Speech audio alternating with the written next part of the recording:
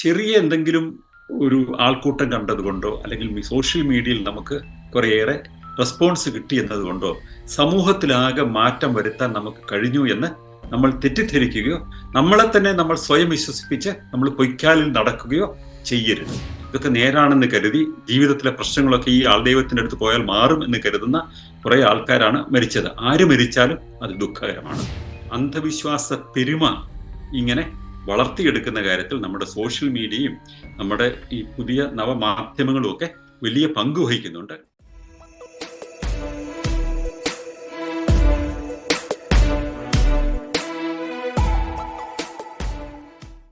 നമ്മൾ ഈ യുക്തിവാദ പ്രചരണം കൊണ്ടോ അല്ലെങ്കിൽ നമ്മളുടെ സ്വതന്ത്ര ചിന്താ മേഖലയിലെ കഴിഞ്ഞ ഏതാണ്ട് 100 വർഷം നടത്തിയ പ്രവർത്തനങ്ങൾ കൊണ്ടോ നമ്മൾ വലിയ സംഭവങ്ങൾ നടത്തിക്കഴിഞ്ഞു എന്ന് നമ്മൾ അഹങ്കരിക്കാൻ വരട്ടെ എന്നുള്ളതാണ് ആദ്യത്തെ സംഗതി.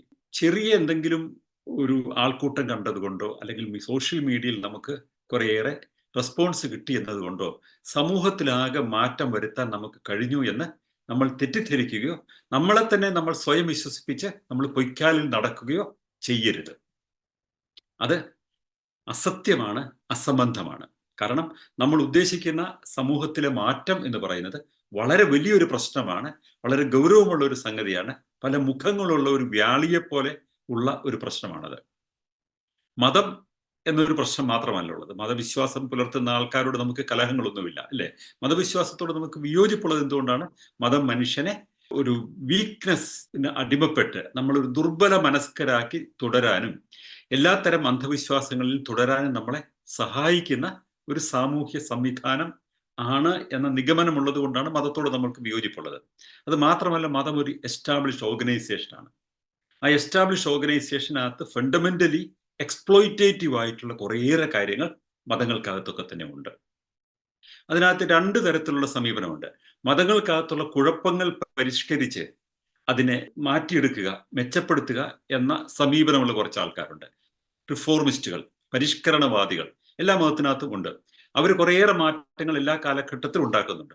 പരിഷ്കരണവാദികൾ എന്ന് നമ്മൾ ഇപ്പോൾ പറയുന്ന ആൾക്കാരെ പണ്ട് വിളിച്ചിരുന്ന പേരാണ് അവിശ്വാസികൾ എന്നോ നാസ്തികർ എന്നോ ഒക്കെ. കാരണം മതത്തിനകത്തുള്ള ഒരു ചെറിയ പരിഷ്കരണത്തിന് പോലും ശ്രമിച്ച ആൾക്കാരെ അവരെ ഹെററ്റിക്സ് ആയിട്ടും അവിശ്വാസികളായിട്ടും പ്രഖ്യാപിച്ച് കൊന്നുകളയുക, എതിർക്കുക, അല്ലെങ്കിൽ അവരെ നശിപ്പിച്ച് കളയുക എന്നൊക്കെയായിരുന്നു പഴയകാലത്തെ രീതി, അല്ലെ? ഇന്ന് നമുക്ക് പൊതുസമൂഹം അംഗീകരിച്ചു കഴിഞ്ഞ കാര്യങ്ങളെ മതത്തിന്റെ സ്വഭാവങ്ങൾ അത് സ്വീകരിക്കാൻ വിസമ്മതിക്കുമ്പോൾ അതിനുവേണ്ടി നമുക്ക് വലിയ കോൺസെൻസസ് കിട്ടുന്ന ഒരു സംഗതിയാണ്, വലിയ എതിർപ്പൊന്നും ഇല്ലാത്തൊരു സംഗതിയാണ്.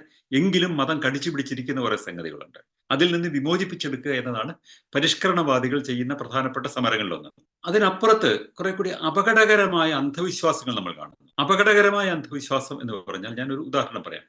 ഒരു രോഗം വന്നാൽ പ്രാർത്ഥിച്ചാൽ അതുകൊണ്ട് രോഗം മാറും എന്ന് ഒരാൾ വിശ്വസിക്കാൻ തുടങ്ങിയാൽ അത് അപകടകരമായ അന്ധവിശ്വാസമാണ്. അതുകൊണ്ട് ആളുടെ വ്യക്തിയുടെ ലൈഫ് ജിയോപാഡയിലാവുകയാണ്. നമുക്ക് ചികിത്സിച്ച് മാറ്റാവുന്ന ചില അസുഖങ്ങളുണ്ട്, അല്ലെങ്കിൽ നമുക്ക് ചികിത്സിച്ച് മാറ്റാൻ പറ്റുമോ എന്ന സാധ്യതകൾ എക്സ്പ്ലോർ ചെയ്താൽ വലിയൊരു ശതമാനവും വിജയിക്കാവുന്ന ഒട്ടേറെ അസുഖങ്ങളുണ്ട്.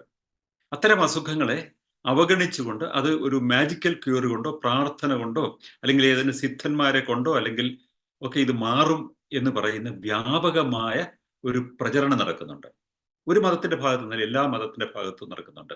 കേരളത്തിൽ തന്നെ നമുക്കറിയാവുന്ന ഏറ്റവും പ്രധാനപ്പെട്ട, ഞാൻ കേരളത്തിൽ ഉദാഹരണം കൊണ്ട് തന്നെ പറയാം, കരിസ്മാറ്റിക് ധ്യാനം എന്ന് പറഞ്ഞ് കത്തോലിക്ക സഭ മുരിങ്ങൂരും പോട്ടയിലുമൊക്കെയായി നടത്തുന്ന വലിയ ചില ധ്യാന കേന്ദ്രങ്ങളുണ്ട്. അവിടെ അവർ അവകാശപ്പെടുന്ന എന്താണ്? അവിടെ വരുന്ന ആൾക്കാർക്ക് രോഗം മാറും, മദ്യപാനിയാണെങ്കിൽ മദ്യാസക്തി മാറും, അല്ലെങ്കിൽ അവർക്ക് ജീവിതം നന്നാവാൻ പോവുകയാണ്, മെച്ചപ്പെടാൻ പോവുകയാണ്, നല്ല മനുഷ്യനായി തീരും. ഇങ്ങനെയൊക്കെ ഒരുപാട് വ്യാമോഹങ്ങൾ നൽകുകയാണ്. നോക്കൂ, കാരിസ്മാറ്റിക് ധ്യാനത്തിന് പങ്കെടുക്കുന്ന ആൾക്കാര് 1-2 പേരൊന്നും അല്ല, 20,000 25,000 പേരൊക്കെയാണ് അവരുടെ കൺവെൻഷനുകളിൽ സ്ഥിരമായി പങ്കെടുക്കുന്ന ആൾക്കാർ. അപ്പൊ ഇത്രയും പേര് പങ്കെടുക്കുന്ന കൺവെൻഷനുകൾ ഒന്നൊന്നായി തുടർച്ചയായി അവർ നടത്തുകയാണ്. ഒരു വർഷം എത്ര പേര് ഇതിനകത്ത് പങ്കെടുക്കുന്നു എന്ന് നോക്കിക്കഴിഞ്ഞാൽ ലക്ഷക്കണക്കിന് ആൾക്കാരാണ് പങ്കെടുക്കുന്നത്. നമ്മൾ കേരളത്തെ മാറ്റിമറിച്ചു എന്നോ അല്ലെങ്കിൽ ഇന്ത്യയെ തന്നെ മാറ്റിമറിച്ചു എന്നോ നമുക്ക് ചിലപ്പോൾ തോന്നാം ചില ചെറിയ വിജയങ്ങളൊക്കെ കാണുമ്പോൾ. പക്ഷെ എന്തുകൊണ്ട് കരിസ്മാറ്റിക് ധ്യാനത്തിന് പോകുന്ന ആൾക്കാരുടെ എണ്ണം കുറയുന്നില്ല? ഇത്രയേറെ പ്രചരണങ്ങൾ നടത്തിയിട്ടും, ഇത്രയേറെ അതിന്റെ അസംബന്ധങ്ങളെക്കുറിച്ച് സമൂഹ മാധ്യമങ്ങളിൽ മാത്രമല്ല ജനറലായിട്ട് എല്ലാവരും കാണുന്ന ടെലിവിഷൻ പോലെയും പത്രം പോലെയുള്ള മാധ്യമങ്ങളിലൊക്കെ ഇത്തരം വാർത്തകളൊക്കെ നിറഞ്ഞു വന്നിട്ട് പുസ്തകങ്ങൾ ധാരാളമായിട്ട് വന്നിട്ടുണ്ട്. സോഷ്യൽ മീഡിയയിൽ തന്നെ എത്രയോ ഗംഭീരമായിട്ട് അതിനെതിരായിട്ടുള്ള ട്രോളുകളും ഒക്കെ നടക്കുന്നുണ്ട്. എങ്കിലും കരിസ്മാറ്റിക് ധ്യാനത്തിന് പോകുന്ന ആൾക്കാരുടെ എണ്ണത്തിൽ കുറവ് വരുന്നില്ല. അതെന്തുകൊണ്ടാണ്? എന്തുകൊണ്ടാണ് ഈ സത്സംഗിനും ഉത്സവത്തിനും പോകുന്ന ആൾക്കാരുടെ എണ്ണത്തിൽ കുറവ് വരാത്തത്? തൃശ്ശൂർ പൂരത്തിന് പോകുന്ന ആൾക്കാരുടെ എണ്ണത്തിൽ കുറവ് വരാത്തത് എന്തുകൊണ്ടാണ്? തൃശ്ശൂർ പൂരം മതപരമാണോ എന്ന് പറയട്ടെ, ഇതിനകത്തൊക്കെ മതപരമല്ലാത്ത അംശങ്ങളും കൂടിയുണ്ട്. അപ്പൊ എന്തുകൊണ്ടാണ് ഈ പള്ളിയിലെ പെരുന്നാളിനും ഉത്സവങ്ങൾക്കും ഒരു പക്ഷേ ലക്ഷക്കണക്കിന് ആൾക്കാർ എത്തുന്നത്? എന്തുകൊണ്ടാണ് ശബരിമലയിലേക്ക് ഏതാണ്ട് 10, 40, 50 ലക്ഷം ആൾക്കാർ പോകുന്നത്? നമ്മൾ വലിയ മാറ്റമുണ്ടാക്കി നമ്മൾ സമൂഹത്തെ ആകെ മാറ്റിമറിച്ചു എന്ന് നമ്മൾ തെറ്റിദ്ധരിക്കരുത്. അങ്ങനെ തെറ്റിദ്ധരിച്ചു കഴിഞ്ഞാൽ നമ്മളൊരു മായാ ലോകത്തിലായി പോകും. അങ്ങനെയല്ല യാഥാർത്ഥ്യം. ഇത് നൂറ്റാണ്ടുകളായി മാത്രമല്ല സഹസ്രാബ്ദങ്ങളായി നിലനിൽക്കുന്ന ചില വിശ്വാസങ്ങളുടെ പരിണമിച്ചുള്ള രൂപത്തിലാണ് ഇപ്പോഴും ഈ സംഗതികളൊക്കെ നടക്കുന്നത്. അതിന് ഒരു ദിവസം കൊണ്ടോ ഒരാഴ്ച കൊണ്ടോ ഒരു വർഷം കൊണ്ടോ 10 വർഷം കൊണ്ടോ 20 വർഷം കൊണ്ടോ ഒന്നും മാറ്റാൻ പറ്റുകയില്ല. അങ്ങനെ ഈ അത്ഭുതകരമായ ഈ മിറക്കിൾ ക്യൂർ എന്ന് പറയുന്ന പോലെ അല്ലെ, മാന്ത്രിക പരിഹാരം എന്ന് പറയുന്നത് പോലെ ഇതിനൊരു മാന്ത്രിക പരിഹാരം ഒരു ചെറിയ കാലഘട്ടം കൊണ്ട് ആരെങ്കിലും ഉണ്ടാക്കാമെന്ന് പറഞ്ഞാലോ ഉണ്ടാക്കി എന്ന് പറഞ്ഞാലോ അത് നമ്മളെ റിയാലിറ്റിയുമായിട്ട് അതിന് വലിയ ബന്ധമൊന്നുമില്ല എന്ന് കൃത്യമായിട്ട് തന്നെ നമ്മൾ തിരിച്ചറിഞ്ഞെങ്കിൽ മാത്രമേ നമുക്ക് റിയലിസ്റ്റിക് ആയിട്ട് ഈ പ്രശ്നങ്ങളെ അഡ്രസ് ചെയ്യാൻ പറ്റുള്ളൂ. ഒന്നാമതായി തന്നെ പറയാം, എന്തുകൊണ്ടാണ് ഇത്തരം ഫെസ്റ്റിവലിന് ആൾക്കാർ പോകുന്നത്? ഹത്രാസിലെ പ്രശ്നത്തിലേക്ക് വരുന്നതിന് മുമ്പ് തന്നെ അതിലേക്ക് പോകാം. തൃശ്ശൂർ പൂരത്തിന് ആൾക്കാർ പോകുന്നത് എന്തുകൊണ്ടാണ്? അതിന്റെ ഫെസ്റ്റിവിറ്റിയാണ് അതിനകത്ത് പ്രധാനപ്പെട്ട സംഗതി. അവിടെ നടക്കുന്ന പൂജയോ അല്ലെങ്കിൽ അവിടെ നടക്കുന്ന മറ്റ് ഉദ്ബോധനങ്ങളോ ഒന്നുമല്ല. ഒരുപാട് കച്ചവട കേന്ദ്രങ്ങളുണ്ട് അവിടെ. അവിടെ ഒരുപാട് വാടകയ്ക്ക് എടുക്കുന്ന കടകമ്പോളങ്ങൾ ഒരുപാടുണ്ട്. ഏറ്റവും പ്രധാനം അവിടെയുള്ള വലിയ ചെണ്ടമേളമാണ്. മേളത്തിൽ താല്പര്യമുള്ള ആൾക്കാർക്ക് അവിടെ വിശ്വാസമില്ലെങ്കിലും അവരാ പോയിട്ട് മേളപ്പെരുമ കാണാൻ പോകും. അതൊരു വലിയ ആഘോഷമാണ് അല്ലേ? അപ്പൊ ഈ മേളം കാണാൻ വരുന്ന ആൾക്കാര് അവിടെ ഈ പിന്നെ വടക്കുന്നാഥ ക്ഷേത്രത്തിലാണ് പോകുന്നത് എന്നുള്ളത് കൊണ്ട് അത് വടക്കുന്നാഥന്റെ ക്ഷേത്രത്തിലേക്കുള്ള ഒരു വലിയ പിന്തുണയാണ്. കേരളത്തിലെ മുഴുവൻ ജനങ്ങളും അവിടെ സമാഹരിച്ച് ഒരു പിന്തുണ കൊടുക്കുകയാണ് എന്ന് ആ ക്ഷേത്രത്തിന്റെ ഭാരവാഹികൾക്ക് തോന്നിയാൽ അത് ശരിയല്ല, അവർക്ക് അങ്ങനെ തോന്നാറില്ല. പക്ഷേ ഇതൊരു ഫെസ്റ്റിവൽ ഓർഗനൈസിങ്ങിന്റെ കാര്യത്തിൽ ഇത്തരം കാര്യങ്ങളിൽ ഒരു താല്പര്യം ഉണർത്താൻ പറ്റുക എന്ന് പറയുന്നത് ഒരു പണ്ടുകാലം മുതലേ നിലനിന്നിട്ടുള്ള ഒരു മാർക്കറ്റിംഗ് സ്ട്രാറ്റജിയാണ്. ഇപ്പോൾ ഈ തൃശ്ശൂർ പൂരം ശക്തൻ തമ്പുരാൻ ആരംഭിക്കുന്ന കാലത്ത് അത് ഒരു ശക്തി പ്രകടനത്തിന്റെ ഭാഗമായിട്ട് അന്നത്തെ പൊളിറ്റിക്കൽ പവർ മുഴുവൻ ഉപയോഗിച്ചുകൊണ്ടാണ് അത് പ്രചരിപ്പിച്ചതും അത് വികസിപ്പിച്ചതും ഒക്കെ തന്നെ. അതിന് ഒരു മത്സരത്തിന്റെ കഥ കൂടിയുണ്ട് എന്ന് പറയാറുണ്ട്. അത് സാമൂതിരിയുടെ ശക്തിയേക്കാൾ കൂടുതൽ വലിയൊരു ശക്തിയാണ് എന്ന് കാണിക്കുക എന്ന് പറയുന്ന ഒരു താല്പര്യം ഉണ്ടായിരുന്നു എന്നുകൂടി പറയുന്നുണ്ട്. ഏതായാലും അത് വെൽ എസ്റ്റാബ്ലിഷ്ഡ് ആയിട്ട് അന്നത്തെ നിലയിൽ അന്നുള്ള എല്ലാ മാർക്കറ്റിംഗ് ഫെസിലിറ്റീസ് ഉപയോഗിച്ചുകൊണ്ട് എസ്റ്റാബ്ലിഷ് ചെയ്തൊരു സിസ്റ്റമാണ്. Once that system is establish അതൊരു ഉത്സവം പോലെ ആൾക്കാർ കൊണ്ടാടും ഇല്ലേ? ഈ ഒരു രീതി നമ്മൾ പഴയ ഉത്സവങ്ങൾക്ക് കാണാറുണ്ട്. ഒരുപക്ഷെ ലോകത്തിൽ ഏറ്റവും കൂടുതൽ ആൾക്കാർ പോകുന്ന 2 പ്രധാനപ്പെട്ട ആൾക്കൂട്ടങ്ങൾ വിശ്വാസവുമായി ബന്ധപ്പെട്ടുള്ളത്, ഒന്ന് കുംഭമേളയാണ്, രണ്ടാമത്തേത് ശബരിമലയാണ്. ഒരുപക്ഷെ ലോകത്തിൽ തന്നെ ഏറ്റവും കൂടുതൽ ആൾക്കാർ എത്തിച്ചേരുന്ന 2 സ്ഥലങ്ങളാണ്. ഓർക്കണം, ഇന്ത്യ ലോകത്തിൽ തന്നെ ഏറ്റവും കൂടുതൽ ജനസംഖ്യയുള്ള രാജ്യം കൂടിയാണ് എന്ന് ഓർക്കണം. കുംഭമേള ഏതാണ്ട് 1400 മുതൽ നടക്കുന്ന ഒരു സംഗതിയാണ്. ദശലക്ഷക്കണക്കിന് ആൾക്കാരാണ് അവിടെ തീർത്ഥാടനത്തിനായിട്ട് എത്തിച്ചേരുന്നത്. ഇപ്പോഴും യാതൊരു കുറവുമില്ല. ജനസംഖ്യ കൂടുന്നതനുസരിച്ച് അവിടെയുള്ള ആൾക്കാരുടെ എണ്ണവും കൂടിയിട്ടേ ഉള്ളൂ. ജവഹർലാൽ നെഹ്റുവിനെ പോലത്തെ ഒരാൾക്കാർ ഇതൊരു സാംസ്കാരിക പൈതൃകത്തിന്റെ ഭാഗമായിട്ടാണ് ഇത് കാണേണ്ടത്. അദ്ദേഹം ഇലഹാബാദിലാണല്ലോ ജീവിച്ചിരുന്നത് കുറെ കാലം. എന്ന നിലയിൽ അതിനെ കാണാൻ ശ്രമിച്ചിട്ടുണ്ട്. അത് വിശ്വാസമല്ല, ഇതൊരു ഇതൊരു ഒരു പൊതു പരമ്പരയുടെ ഭാഗമായിട്ട് ശീലം കൊണ്ട് ആൾക്കാർ എത്തിച്ചേരുന്ന ഒരു സംഗതിയാണ് എന്ന നിലയിൽ കാണാൻ ശ്രമിച്ചിട്ടുള്ളത് തന്നെ പൂർണ്ണമായ ഒരു വിലയിരുത്തലാണോ എന്നെനിക്ക് സംശയമുണ്ട്. കുംഭമേളയിൽ ആളുകൾ കുറയുന്നില്ല. ശബരിമലയിലെ ആൾക്കാരുടെ എണ്ണം ചെറിയ കുറവൊക്കെ വരുന്നുണ്ട് അല്ലേ? നമുക്കറിയാം, ശബരിമല അയ്യപ്പനെ പോയി ദർശിച്ച് അവിടെ ചെന്ന് പ്രാർത്ഥിച്ചു കഴിഞ്ഞാൽ പ്രശ്നങ്ങളൊക്കെ മാറുന്നോ, അല്ലെങ്കിൽ ഏതെങ്കിലും നമ്മൾ ആഗ്രഹിച്ച ഒരു മന്നത്ത് അല്ലെങ്കിൽ ഒരു ദൈവഹിതം സാധിച്ചു എന്ന് പറഞ്ഞുകൊണ്ടുള്ള ഒരു പരിഹാരമായിട്ട് ചെല്ലുന്നതാണോ, അതോ ഇതൊരു ഉത്സവം പോലെ ആൾക്കാർ പോകുന്നതാണോ? ഒന്ന് തിരിഞ്ഞു നോക്കിക്കോളൂ, അതിനൊക്കെ ഉത്തരം അവിടെ തന്നെ ഉണ്ട്. അപ്പം ഇങ്ങനെയുള്ള രീതികളിലൊക്കെ ഇതിനകത്ത് പോകുന്ന ആൾക്കാരുണ്ട്. പക്ഷേ ഈ തീർത്ഥാടനത്ത് പോകുന്ന ആൾക്കാരിൽ നിന്ന് വ്യത്യസ്തമാണ് വിശ്വാസ രോഗശാന്തിയുടെ പരിപാടിക്ക് പോകുന്ന ആൾക്കാർ. ഇത് ഞാൻ ഹത്രാസിലേക്ക് വരുന്നതിന് മുമ്പ് തന്നെ പറയാം. ഇത് ഇപ്പൊ ചന്ദനക്കുടം എന്ന് പറഞ്ഞിട്ട് മുസ്ലിങ്ങളുടെ ഒരു പരിപാടിയുണ്ട്. അവിടെയും നടക്കുന്ന ഇതൊക്കെ തന്നെയാണ്. അവിടെ കുടമെടുത്തുകൊണ്ട് ഒരു പ്രത്യേക പ്രാർത്ഥനയൊക്കെ നടത്തി കഴിഞ്ഞാൽ രോഗങ്ങൾ മാറും എന്ന് പറഞ്ഞൊരു വിശ്വാസമാണ്. അവിടെ ആൾ കുറയുന്നുണ്ടോ? ആൾ കൂടിക്കൂടി വരുവാണ്. ഇനി നമ്മുടെ കേരളത്തിൽ തന്നെയുള്ള പ്രധാനപ്പെട്ട പുരോഹിതൻ, മുസ്ലിം മതപുരോഹിതൻ, അദ്ദേഹം മുഹമ്മദിന്റെ തലയിലെ ഒരു രോമം ആണ്, മുടി അദ്ദേഹത്തിന്റെ കയ്യിലുണ്ട് എന്ന് പറഞ്ഞിട്ട് അതൊരു വെള്ളത്തിനകത്തിട്ടിട്ട് അവിടെ ഒരു വലിയ കേന്ദ്രം നടത്തുന്നുണ്ട്. നിങ്ങൾക്കൊക്കെ അറിയാവുന്ന സംഗതിയാണ് അല്ലേ? പക്ഷെ അതിന് ലഭിക്കുന്ന ജനപിന്തുണയോ അങ്ങോട്ടേക്ക് ഒഴുകുന്ന ആൾക്കാരുടെ എണ്ണത്തിലോ കുറവ് വരുന്നുണ്ടോ? നമ്മുടെ എക്സ് മുസ്ലിംസ് ഒക്കെ എത്രയോ ആക്റ്റീവായിട്ട് പ്രവർത്തിച്ച് എത്രയോ ആൾക്കാരെ വെളിയിലേക്ക് കൊണ്ടുവന്നു. അങ്ങനെ ചെയ്യുമ്പോൾ പോലും മറുവശത്ത് ഇത് കുറയുന്നുണ്ടോ? ഇസ്ലാം മതത്തിൽ കൾച്ചറലായിട്ട് വിശ്വസിക്കുന്ന ആൾക്കാർ മാത്രമല്ല, ഇത്തരം കാര്യങ്ങളിൽ ഈ അത്ഭുതങ്ങൾ നടക്കുമെന്നും ഇത്തരം ദിവ്യാത്ഭുതങ്ങൾ ഉണ്ടെന്നും ഈ സിദ്ധന്മാരുണ്ടെന്നും സിദ്ധന്മാർ പറയുന്നതാണ് ശരിയെന്നും പറയുന്ന ഒരു കൂട്ടർ, ഇനി ഖുറാനെ തന്നെ അതിന്റെ പ്രാകൃതമായ രീതിയിൽ ഉള്ള കൊച്ചു കൊച്ചു വിശ്വാസങ്ങളെ പൊലിപ്പിച്ച് കാണിച്ച് അത് അതേപടി നടത്തണം എന്ന് പറയുന്ന, അല്ലെങ്കിൽ ജിന്നു വരും അല്ലെങ്കിൽ കുഴപ്പമാകും എന്നൊക്കെ പറയുന്ന തരത്തിലുള്ള കഥകൾ പറയുന്ന ആൾക്കാർ, ഇത്തരം ആൾക്കാരുടെ ഒക്കെ പ്രഭാവത്തിലുള്ള ആൾക്കാരുണ്ട് ഇപ്പോഴും അല്ലേ? എങ്കിൽ പോലും ഈ പൊതുവായി വിശ്വാസികളുടെ എണ്ണം അല്ലെങ്കിൽ വിശ്വാസികളുടെ ഈ ഫെസ്റ്റിവൽസ് കുറയുന്നുണ്ടോ? അവരുടെ ആൾക്കൂട്ടങ്ങൾ കുറയുന്നുണ്ടോ? അത് നമ്മൾ ഉദ്ദേശിക്കുന്ന പോലെ ഒരു വളരെ വേഗം കുറയുന്ന ഒരു സംഗതിയല്ല. ഓവർ ദി ഇയേഴ്സ് യൂറോപ്പിൽ വലിയ മാറ്റം ഉണ്ടായിട്ടുണ്ട്. അതുപോലൊരു മാറ്റം നമുക്ക് ഇന്ത്യയിൽ ഉണ്ടായിട്ടുണ്ടോ എന്ന് ചോദിച്ചാൽ ഉണ്ടായിട്ടുണ്ട്. അത് അർബൻ സിറ്റീസിൽ മാത്രമാണ്. അതിൻ്റെ ഉത്തരവാദികൾ യുക്തിവാദികളോ സ്വതന്ത്ര ചിന്തകരോ മാത്രമല്ല, നമ്മുടെ സമൂഹത്തിൽ മാറ്റം ഉണ്ടാക്കുന്ന ഒരു പ്രക്രിയയുണ്ട്. ആ പ്രക്രിയയുടെ ഭാഗമായിട്ട് നമ്മൾ ഒട്ടേറെ ആൾക്കാരെ മുമ്പ് എക്സ്പോസ് ചെയ്യപ്പെടാതിരുന്ന ഒരുപാട് പുതിയ വിവരങ്ങൾ അവരുടെ മുന്നിലേക്ക് കടന്നു വരുന്നുണ്ട്. അവിടെ ഒരു എൻകറേജിങ് ഫോഴ്സ് എന്ന നിലയിലാണ് ഈ കാര്യത്തിൽ റാഷണലിസ്റ്റ് മൂവ്മെന്റുകൾക്ക് ഒരു പങ്കുവഹിക്കാൻ പറ്റുന്നത്. അതൊരു ദിവസം കൊണ്ടല്ല, ഇത് ക്രമേണ വരുന്ന ഒരു മാറ്റമാണ്. അങ്ങനെ മാറ്റം വരുള്ളൂ. ഇത്രയുമൊക്കെ ഞാൻ പറഞ്ഞു വന്നത് ഇതിന്റെ പൊതുവായ ഒരു സ്വഭാവം മനസ്സിലാക്കാൻ വേണ്ടിയിട്ടാണ്. ഹത്രാസിൽ നടന്ന കഥ എല്ലാവർക്കും അറിയാവുന്നതാണ്. നിങ്ങളൊക്കെ പത്രം വായിച്ചിട്ടുണ്ട്, അല്ലെങ്കിൽ ടെലിവിഷൻ കണ്ടിട്ടുണ്ട്. അവിടെ ഒരു ബാബ, ഈ ബാബ അദ്ദേഹത്തിന്റെ പശ്ചാത്തലം കൂടി ഒന്ന് മനസ്സിലാക്കണം. അദ്ദേഹം സന്യാസിമാരെ പോലെ കാവി വസ്ത്രം ധരിക്കുന്ന ഒരാളല്ല. വെള്ള സ്യൂട്ടിട്ട് റെയ്ബാന്റെ ഒരു കറുത്ത കണ്ണടയൊക്കെ വെച്ച് വളരെ ആധുനികമായ ഒരു കാറിൽ സഞ്ചരിക്കുന്ന ഒരു സന്യാസി വര്യൻ എന്ന കൊട്ടേഷൻ. അദ്ദേഹത്തിന്റെ അടുത്ത ആൾക്കാർക്കുള്ള വിശ്വാസം വളരെ വളരെ കൂടുതലാണ്. അദ്ദേഹം പറയുന്ന കാര്യങ്ങളൊക്കെ തന്നെ നടക്കും. അദ്ദേഹത്തിന്റെ ആശ്രമത്തിൽ കുറെ ഹാൻഡ് പമ്പുകളുണ്ട്, ഭൂമിക്കടിയിൽ നിന്ന് ബോർവെൽ ഉണ്ട്. അതിനകത്തുള്ള വെള്ളം നമ്മൾ പമ്പ് ചെയ്തെടുത്തു കഴിഞ്ഞാൽ അതിനകത്ത് വരുന്ന അമൃതാണ്. അത് കുടിച്ചു കഴിഞ്ഞാൽ രോഗങ്ങളെല്ലാം മാറും എന്നാണ് ആൾക്കാർ വിശ്വസിക്കുന്നത്. ആ വെള്ളം കുടിക്കാൻ അവിടെ ആൾക്കാർ ക്യൂ നിൽക്കുകയാണ്. ഒരാഴ്ചയിൽ ഏതാണ്ട് 10,000-നും 15,000-നും ഇടയിലുള്ള ആൾക്കാരാണ് അവിടെ വന്നിട്ട് പൈപ്പിൽ വെള്ളം, അതും ശുദ്ധീകരിച്ച ജലമല്ല, ഭൂമിക്കടിയിൽ നിന്ന് ഹാൻഡ് പമ്പ് കൊണ്ട് കിട്ടുന്ന ഈ വെള്ളത്തിന്റെ ഒരു കവിൾ അത് കുടിക്കാനായിട്ട് അവിടെ എത്തിച്ചേരുന്നത്. ഉത്തർപ്രദേശിൽ ഹത്രാസിൽ. അദ്ദേഹത്തിന് ആശ്രമം ഹത്രാസിലല്ല, ഹത്രാസിൽ വെച്ചിട്ടാണ് ഈ പറയുന്ന വലിയ ഒരു സത്സംഗ് എന്ന് പറയുന്ന പരിപാടി. സത്സംഗ് എന്ന് പറഞ്ഞാൽ ഒരു മേള എന്നാണ് എൻ്റെ പ്രധാനപ്പെട്ട അർത്ഥം, അല്ലെങ്കിൽ ഒരു വിശ്വാസമേള എന്ന് വേണേൽ പറയാം. ആ വിശ്വാസമേളയിൽ ഒട്ടേറെ ആൾക്കാരെ പങ്കെടുപ്പിക്കുക എന്ന് പറയുന്നത് ഒരു രീതിയാണ് ഇവരുടേത്. ഈ സന്യാസിമാരുടെയോ ആൾ ദൈവങ്ങളുടെ ഒരു പൊതുവായ രീതിയാണ് വലിയ ആൾക്കൂട്ടങ്ങൾ ഉണ്ടാക്കുക.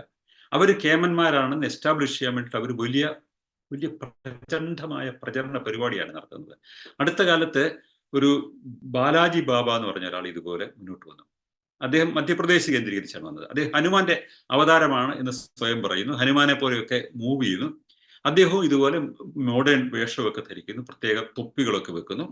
അങ്ങനെ ഹനുമാന്റെ ഒരു പ്രതീകമായിട്ട് പുള്ളി വരുന്നു. അവിടെ വരുന്നതും ഓരോ ഗ്യാതറിങ്ങിനും അവിടെ വരുന്നത് ഒരു 30,000, 40,000, 50,000 പേരാണ് ഓരോ ആഴ്ചയും പുതുതായി എത്തിച്ചേരുകയാണ്. അപ്പൊ എത്രയോ ടെലിവിഷൻ പരിപാടികൾ ഞാൻ ഇതുമായിട്ട് നിരന്തരമായിട്ട് ഏറ്റുമുട്ടിയിട്ടുണ്ട്. പക്ഷെ നമ്മളെ കൗണ്ടർ ചെയ്യാനായിട്ട് മറുവശത്ത് വരുന്നത്, ഇപ്പോൾ ആനന്ദപ്രസാദ് പത്രികയുടെ കറസ്പോണ്ടന്റ് അവിടെ ചെന്നിട്ട് പറയാണ് അങ്ങേരുടെ ഭൂതകാലം പറഞ്ഞു എന്നൊക്കെ പറഞ്ഞിട്ട് അതിനെ വൗച്ച് ചെയ്യുകയാണ്. അതാണ് ഇതിൻ്റെ ഒരു രീതി എന്ന് പറയുന്നത്. ഇതൊരു വലിയ അഡ്വർടൈസ്മെന്റ് കമ്പനികളെയാണ് ഇവരിൽ പല ആൾക്കാരും അവരുടെ പ്രചരണ പരിപാടി ഏൽപ്പിച്ചിട്ടുള്ളത്. ഇപ്പോഴത്തെ ബാലാജി ബാബ എന്ന് പറയുന്ന ഈ ബാബ, അദ്ദേഹത്തിന്റെ മോഡസ് ഓപ്പറാൻഡിയെ കുറിച്ച് എനിക്ക് ഹത്രാസിൽ നിന്നുള്ള അവിടെയുള്ള റാഷണലിസ്റ്റ് ഗ്രൂപ്പിൽ നിന്നൊക്കെ കൃത്യമായ വിവരങ്ങൾ കിട്ടിയിട്ടുണ്ട്. എങ്ങനെയാണ് ഈ പരിപാടിയിൽ ഇത്രയധികം ആൾക്കാരെ പങ്കെടുപ്പിച്ചത്? ഒന്നാമത്തെ സംഗതി, ഇത് ഒരു 3 മാസം മുമ്പെങ്കിലും ഓരോ സ്ഥലത്തും പരിപാടി നടക്കുമ്പോൾ അതിന്റെ പ്രചരണം ആരംഭിക്കുകയാണ്. ആ പ്രചരണം നടത്തുന്നത് എങ്ങനെയാണ്? ഈ വലിയ കട്ടൗട്ടുകൾ ഉണ്ടാക്കുകയാണ്. മനുഷ്യർ കാണാവുന്ന കടന്നു പോകാവുന്ന വഴികളിലൊക്കെ വലിയ കട്ടൗട്ടുകളും ഇയാളുടെ പടവും, ഇവിടെ ചെന്ന് കഴിഞ്ഞാൽ നിങ്ങളുടെ പ്രശ്നങ്ങളൊക്കെ മാറി, നിങ്ങളുടെ ജീവിതം എന്താ മാറി മറിയാൻ പോകുന്നു എന്ന അർത്ഥം വരുന്ന ചെറിയ വാചകങ്ങൾ പറഞ്ഞ് ഇയാളുടെ പടം വെച്ചിട്ടുള്ള വലിയ കട്ടൗട്ടുകളാണ് എല്ലാ സ്ഥലത്തും. സോഷ്യൽ മീഡിയ, നമ്മൾ പറയാറുണ്ട് സോഷ്യൽ മീഡിയയിൽ നമുക്ക് യുക്തിവാദികൾക്ക് വലിയൊരു മുന്നേറ്റം കിട്ടിയിട്ടുണ്ട്.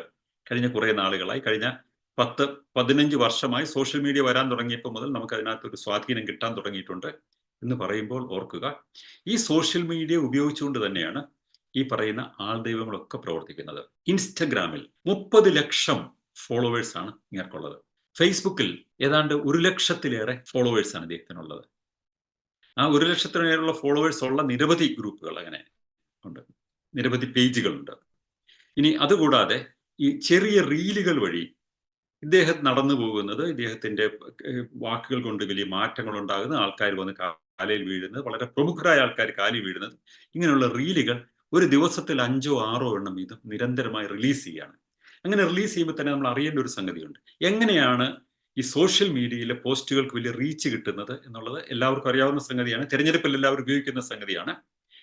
സാധാരണഗതിയിൽ ഫേസ്ബുക്കിൽ നമ്മളൊരു പോസ്റ്റ് ഇട്ടാൽ നമ്മളതിന്റെ റീച്ചുകളെ കുറിച്ച് പലപ്പോഴും കണ്ട് നമ്മൾ അമ്പരന്ന് പോകുമ്പോൾ ഓർക്കേണ്ട ഒരു സംഗതി, ഫേസ്ബുക്കിന് ഒരു ചെറിയ തുക കൊടുത്താൽ അത് അവർ പ്രൊമോട്ട് ചെയ്യും, അതിന്റെ റീച്ച് കൂട്ടിയെടുക്കും, അത് കൂടുതൽ ആൾക്കാർക്ക് കാണാൻ വഴിയൊരുക്കും.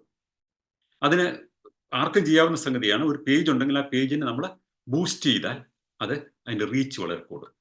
ഇത് തന്നെ നമുക്ക് യൂട്യൂബിലുമുണ്ട്. അപ്പൊ യൂട്യൂബിലും ഫേസ്ബുക്കിലും ഇൻസ്റ്റയിലും ഒക്കെ ബൂസ്റ്റ് ചെയ്യുന്ന ഒരുപാട് പരിപാടികൾ, അത് കൃത്യമായി വൃത്തിയായി തയ്യാറാക്കുന്നു, അത് പെയ്ഡ് ബൂസ്റ്റിംഗ് നടത്തുന്നു, അതിന്റെ റീച്ച് വളരെ കൂടുന്നു. സ്വാഭാവികമായിട്ട് അത് ഫേക്ക് ബോട്ടുകളല്ല, ശരിക്കുള്ള അതിന് റീച്ച് കൂട്ടാനായിട്ട് നമുക്ക് ഫേസ്ബുക്കിന് പണം കൊടുത്താൽ മതി, അതല്ലെങ്കിൽ യൂട്യൂബിന് പണം കൊടുത്താൽ മതി. ഇറ്റ്സ് ഒരു നിയമവിധേയമായി ചെയ്യാവുന്ന, അവർ പ്രൊമോട്ട് ചെയ്യുന്ന ഒരു സംഗതിയാണ്. അവരുടെ പ്രധാന വരുമാന മാർഗങ്ങളൊന്നാണ്. തെരഞ്ഞെടുപ്പുകളിലും മറ്റും ദശലക്ഷക്കണക്കിന് സ്ഥാനാർത്ഥികൾക്ക് ഉള്ള പിന്തുണ വരുമ്പോൾ ഓർക്കുക, അവര് പെയ്ഡ് പ്രൊമോഷൻ നടത്തുന്നുണ്ട്. ഈ പെയ്ഡ് പ്രൊമോഷൻ എങ്ങനെയാണ് തിരിച്ചറിയാൻ പറ്റുന്നത്? നമ്മൾ ചിലപ്പോൾ നമ്മൾ ആവശ്യപ്പെട്ടിട്ടില്ലാത്ത പോസ്റ്റുകൾ നമ്മുടെ മുന്നിലേക്ക് കടന്നു വരും. നമ്മളൊന്ന് തുറന്നു കഴിഞ്ഞാൽ നമ്മൾ ആവശ്യപ്പെട്ടിട്ടേ ഇല്ല, പക്ഷെ നമ്മൾ സബ്സ്ക്രൈബ് ചെയ്തിട്ടുമില്ല, എങ്കിലും നമ്മുടെ മുന്നിലേക്ക് വരും, അത് പ്ലേ ചെയ്യാൻ തുടങ്ങും. ഇങ്ങനെയുള്ള ഒരുപാട് പോസ്റ്റുകൾ വരുന്നത് ദോസ് ആർ പെയ്ഡ് പ്രൊമോഷൻസ്. ഈ ബാലാജി ബാബയ്ക്കുള്ള ആൾക്കാർ ചെയ്തത് മുഴുവനും ഈ പറയുന്ന ഗ്രാമങ്ങളിൽ മുഴുവനും ഓർക്കേണ്ട ഒരു സംഗതി, നമ്മുടെ ഗ്രാമാന്തരങ്ങളിൽ വൈദ്യുതി ഇല്ലാത്തിടത്ത് പോലും മൊബൈൽ ഫോണുകളുണ്ട്.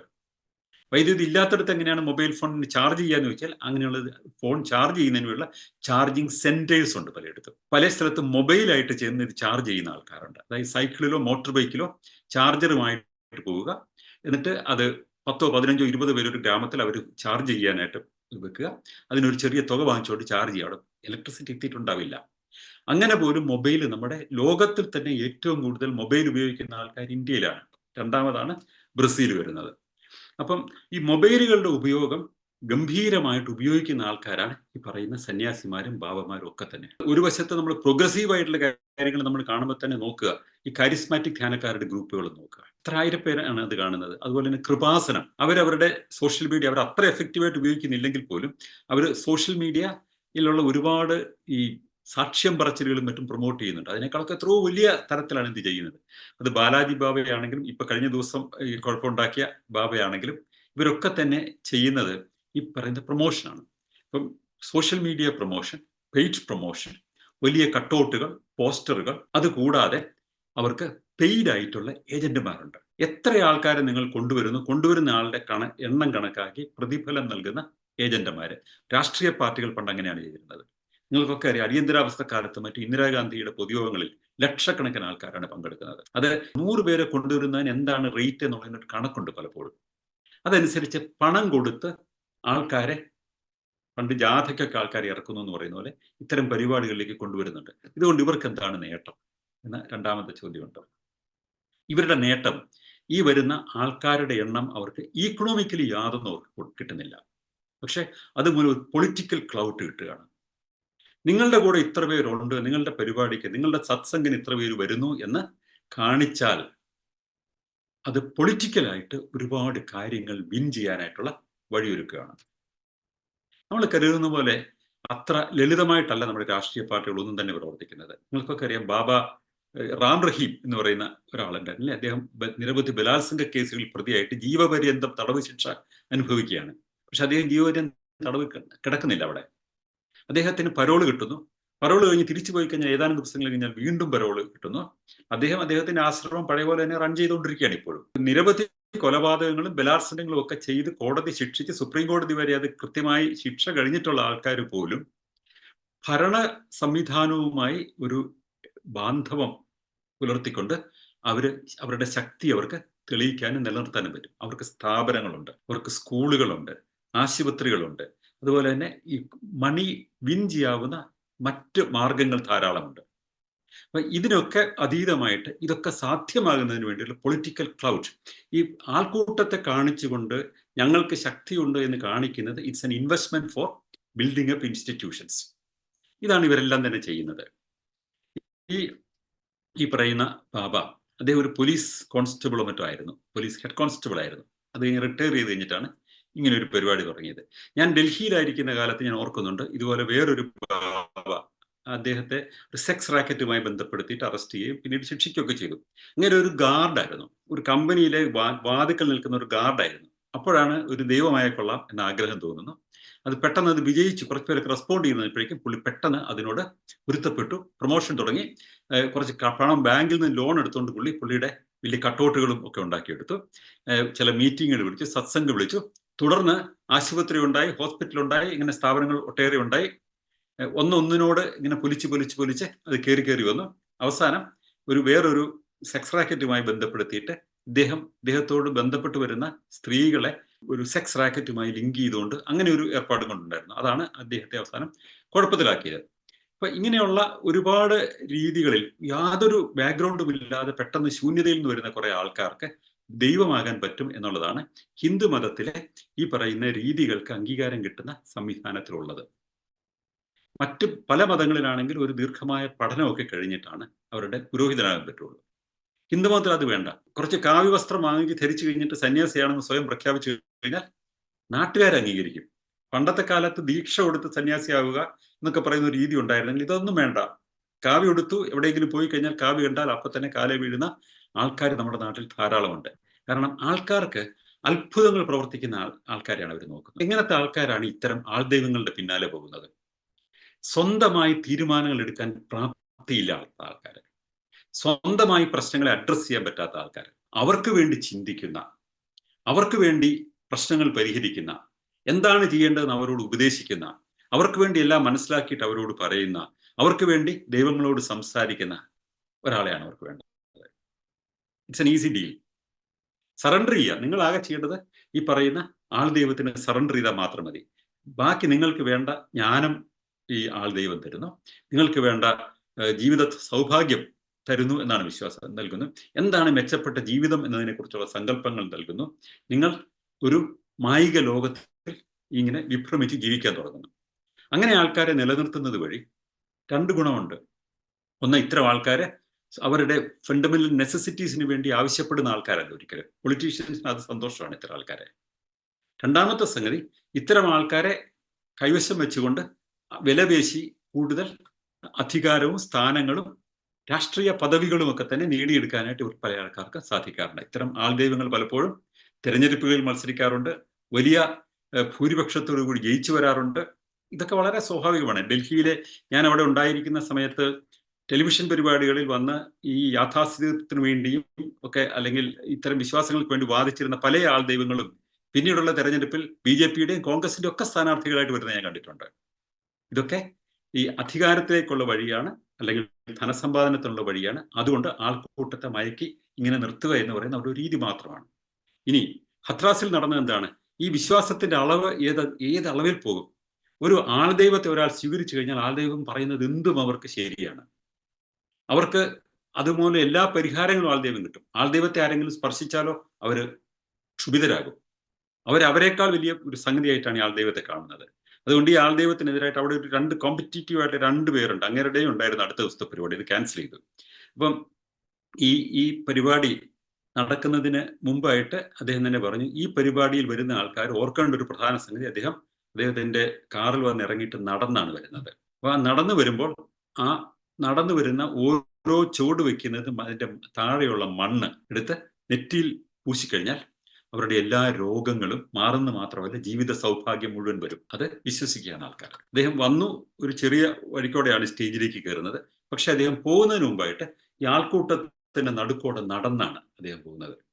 അദ്ദേഹം നടന്നു പോകുമ്പോൾ ഓരോ കാലടി വെക്കുമ്പോഴും നൂറുകണക്കിന് ആൾക്കാരാണ് ആ കാലടിക്ക് കീഴിലുള്ള മണ്ണ് വാരിയെടുത്ത് സ്വന്തം തലയിൽ പൂശാനായിട്ട് അതിലേക്ക് കമന്ന് വീഴുന്നത്. 80,000 പേർ പങ്കെടുക്കാനുള്ള അനുമതി വാങ്ങിച്ച ഒരു വലിയ ഗോതമ്പ് പാടത്ത് നടത്തിയ ഈ മീറ്റിംഗിൽ 2.5 ലക്ഷം പേരാണ് പങ്കെടുത്തത്. അങ്ങനത്തെ 4 or 5 സത്സംഗികൾ അങ്ങേരെ ഓരോ വർഷവും നടത്താറുണ്ട്. ഈ 2.5 ലക്ഷം പേരിൽ ഈ നടന്നുപോയ വഴിക്കുള്ള ആൾക്കാരെല്ലാം ഈ മൺതരി വാരിയെടുക്കാൻ വേണ്ടി മുന്നോട്ട് പോകുന്നു. അപ്പോൾ ഒരു പുതിയ അനൗൺസ്മെന്റ് വന്നു, അതിനുവേണ്ടി നിങ്ങൾ അത്ര ബഹളം വെക്കേണ്ട, അദ്ദേഹത്തിന്റെ കാർ ഇപ്പോൾ കടന്നു പോകും, ആ കാറ് പോയ ആ കാറിന്റെ ടയർപ്പാടുള്ളിടത്തുള്ള മണ്ണ് വാരിയെടുത്താൽ പോലും മതി, അത് തലയിൽ വെച്ചാൽ മതി, നിങ്ങളുടെ പ്രശ്നങ്ങൾ മാറും. ഇത് കേട്ടതോടെ അദ്ദേഹം കാറിൽ കയറി ജനങ്ങളെല്ലാവരും കൂടി ഈ കാറിന്റെ ടയറിന്റെ കീഴിൽ നിന്ന് മണ്ണെടുക്കാൻ വേണ്ടി അത് പിടികൂടുന്നു. അതിനിടയ്ക്ക് ചില ആൾക്കാർ അതിന് മുകളിൽ കൂടി വന്ന് കമന്നടിച്ച് വീഴുന്നു. അങ്ങനെ 110, 120 പേരാണ് പെട്ടെന്ന് തന്നെ മരണത്തിന് കീഴ്പ്പെട്ടു പോയത്. എന്നിട്ട് പോലും ഇത് ചർച്ചകളിൽ വരുമ്പോൾ ആൾക്കാർ പറയുന്ന പ്രശ്നം ഇതൊരു ക്രൗഡ് മാനേജ്മെന്റിന്റെ ഇഷ്യൂ ആയിരുന്നതാണ്. ഇതിനകത്ത് റിലീജിയസ് ഇഷ്യൂസ് ഒന്നും ഇല്ല, ഇതിനകത്ത് എക്സ്പ്ലോയിറ്റേഷന്റെ അംശമൊന്നുമില്ല, വിശ്വാസികളല്ലേ പോയത്, അവർക്ക് വേണ്ടതല്ലേ ഇത്. അപ്പോൾ അത് ക്രൗഡ് മാനേജ്മെന്റിന്റെ, പ്രൊഫഷണൽ ക്രൗഡ് മാനേജ്മെന്റിന്റെ പ്രശ്നം മാത്രമാണെന്ന് പറയുന്ന ആൾക്കാരുണ്ട്. It's absolutely not correct. അതുകൊണ്ട് ആൾക്കൂട്ടങ്ങൾ വരുമ്പോൾ അത് കൈകാര്യം ചെയ്യാൻ പറഞ്ഞൊരു പ്രൊഫഷണൽ ആയിട്ടുള്ള സംഗതിയാണ്. ആവശ്യത്തിന് ആൾക്കാരില്ലാതെ ഇത്തരം കാര്യങ്ങൾ സംഘടിപ്പിച്ചു കഴിഞ്ഞാൽ പലപ്പോഴും ക്രൗഡ് മാനേജ്മെന്റ് ബുദ്ധിമുട്ടായി തീരും എന്നുള്ളതൊക്കെ ശരിയാണ്. പക്ഷേ ഇങ്ങനെ ഒരു അന്ധവിശ്വാസം പ്രചരിപ്പിച്ച് ഇത്തരം ഒരു തെറ്റായ ധാരണ കൊടുത്ത് രോഗങ്ങൾ മാറുന്നത് എങ്ങനെയാണെന്നുള്ളതിന് കൃത്യമായ എവിഡൻസ് ബേസ്ഡ് ആയിട്ടുള്ള വഴികൾ നമ്മുടെ മുന്നിൽ ഉണ്ടായിരിക്കെ അതിനെ നിരാകരിക്കുന്ന ഇത്തരം വ്യാമോഹങ്ങൾ നൽകിക്കൊണ്ട് ഇത്തരം പ്രചരണം നടത്തുക എന്നതൊരു കുറ്റകൃത്യമായി നമ്മൾ തിരിച്ചറിയാൻ പറ്റുന്നില്ല എന്നതാണ് ഇവിടെ പ്രശ്നം. എന്തുകൊണ്ടാണ് ഈ മനുഷ്യനെ അറസ്റ്റ് ചെയ്യാതിരുന്നത്? പാദത്തിനടിയിലെ മണ്ണെടുത്ത് തലയിൽ വെച്ച് കഴിഞ്ഞാൽ രോഗം മാറും എന്ന് ഒരാൾ പ്രചരിപ്പിക്കുമ്പോൾ ആ ഒറ്റ കാരണത്തിനായി അറസ്റ്റ് ചെയ്യേണ്ടതല്ലേ? നമുക്കൊരു അന്ധവിശ്വാസ നിർമ്മാർജ്ജന ബില്ല് പാസ്സായിരുന്നെങ്കിൽ ഇത്തരം പറയുന്ന ആൾക്കാരെ അറസ്റ്റ് ചെയ്യാൻ പറ്റും. ദേശവ്യാപകമായി തന്നെ ഉണ്ടായിരുന്നെങ്കിൽ. മഹാരാഷ്ട്രയിൽ നമുക്ക് ഒരെണ്ണമുണ്ട്. അതിനുവേണ്ടി നരേന്ദ്ര ദാബോൽക്കറെ പോലത്തെ ഒരാളുടെ ജീവൻ തന്നെ കൊടുക്കേണ്ടി വന്നു. കേരളത്തിൽ പോലും അത്തരമൊരു ബില്ല് കൊണ്ടുവരാൻ ഒരു ശ്രമം ഒരു സ്വകാര്യ വ്യക്തി, കോൺഗ്രസിന്റെ MLA ആയിരുന്നെങ്കിലും PT തോമസ് ആണ് അങ്ങനെ ഒരു ബില്ല്, സ്വകാര്യ ബിൽ എന്ന നിലയിൽ കൊണ്ടുവരാൻ ശ്രമിച്ചത്. പിന്നെയും പല ആൾക്കാർ ശ്രമിച്ചു എന്ന് ഞാൻ കേൾക്കുന്നുണ്ട്. പക്ഷേ അങ്ങനെ ഒരു ബില്ല് കേരളത്തിൽ വന്നിട്ടില്ല ഇപ്പോഴും. എന്തുകൊണ്ട് കേരളം മാത്രമായി നമ്മൾ ചിന്തിക്കും? ദേശീയ അടിസ്ഥാനത്തിൽ തന്നെ അങ്ങനെ ഒരു ബില്ല് ഉണ്ടാകേണ്ട ആവശ്യമില്ല. ഇങ്ങനെയുള്ള false claim, false medical claim, miraculous claim ഒക്കെ പറയുന്ന ആൾക്കാരെ പിടികൂടാനും ശിക്ഷിക്കാനും നിയന്ത്രിക്കാനും പറ്റുന്ന ഒരു ബില്ലുണ്ടാവണ്ടേ? ആ ബില്ല് പലപ്പോഴും ബില്ലുകൊണ്ട് മാത്രമാകുന്നില്ല. നമുക്ക് 1954 ഒരു magical remedies objectionable advertisement act എന്നൊരു സംഗതിയുണ്ട്. അതനുസരിച്ച് അത്ഭുത രോഗശാന്തി ഉണ്ടാകുമെന്നോ, പ്രാർത്ഥന കൊണ്ട് രോഗം മാറുമെന്നോ, നിങ്ങളുടെ പ്രശ്നങ്ങൾ പരിഹരിക്കുന്നു എന്നൊക്കെ പറഞ്ഞ് ആരെങ്കിലും പരസ്യം ചെയ്താൽ അവരെ അറസ്റ്റ് ചെയ്യാൻ ശിക്ഷിക്കാനും ഒക്കെ ഉള്ള ഒരു വകുപ്പുള്ള ഒരു നിയമം തന്നെ ഉണ്ട് നമുക്ക്. ജവഹർലാൽ നെഹ്റുവിന്റെ പ്രത്യേക താല്പര്യപ്രകാരം ഉണ്ടായ ഒരു നിയമമാണ് 54. പക്ഷെ എങ്കിലും സകല മന്ത്രവാദികളും ജ്യോത്സ്യന്മാരും ഒക്കെ തന്നെ പരസ്യം ചെയ്യുകയും കട്ടൗട്ടുകൾ വെച്ച് പ്രചരിപ്പിക്കുകയൊക്കെ ചെയ്യുന്നില്ല ഇപ്പോഴും. അതൊക്കെ നിയമങ്ങൾ പലപ്പോഴും അങ്ങനെയാണ് പോകുന്നത്. പക്ഷെ നിയമങ്ങൾ ഉണ്ടെങ്കിൽ ഒരു ഗുണം, അത് ഉപയോഗിക്കാൻ പ്രാപ്തിയുള്ള ആൾക്കാർ കടന്നു വരികയും അത് പിന്നീട് എങ്കിലും അത് പ്രയോജനപ്പെടുകയും ചെയ്യും. ഏതായാലും ഇത്തരം കാര്യങ്ങൾക്കെതിരായിട്ടൊരു പൊതു അവബോധം വളരുന്നതിന് ഈ 100 പേരുടെ 120 പേരുടെ മരണം എന്ന് പറയുന്നത് വളരെ ദുഃഖകരമായ സംഗതിയാണ്. അതും അന്ധവിശ്വാസത്തിൽപ്പെട്ട് ഇതൊക്കെ നേരാണെന്ന് കരുതി ജീവിതത്തിലെ പ്രശ്നങ്ങളൊക്കെ ഈ ആൾദൈവത്തിന്റെ അടുത്ത് പോയാൽ മാറും എന്ന് കരുതുന്ന കുറെ ആൾക്കാരാണ് മരിച്ചത്. ആര് മരിച്ചാലും അത് ദുഃഖകരമാണ്. തീർത്ഥാടനത്തിന് പോയി ആള് മരിക്കുമ്പോൾ നമ്മൾ ട്രോളുകയോ കളിയാക്കി ചെയ്യുകയോ ചെയ്യുന്ന സുഹൃത്തുക്കൾ എനിക്കറിയാം. അങ്ങനെയല്ല നമ്മൾ വേണ്ടത്. ഏതൊരു മനുഷ്യന്റെയും ജീവിതം പ്രധാനപ്പെട്ടതാണ്. അത് അന്ധവിശ്വാസിയാണെങ്കിലും അല്ലെങ്കിൽ മറ്റേതെങ്കിലും തരത്തിലുള്ള കഠിനമായ യാഥാസ്ഥിതിക ബോധമുള്ള ആൾക്കാരാണെങ്കിൽ അവരൊക്കെ തന്നെ മനുഷ്യരാണ്. അവർക്ക് അവരുടേതായ വിശ്വാസങ്ങൾ പുലർത്താനുള്ള സ്വാതന്ത്ര്യം ഉണ്ടെന്നും കൂടെ മനസ്സിലാക്കണം.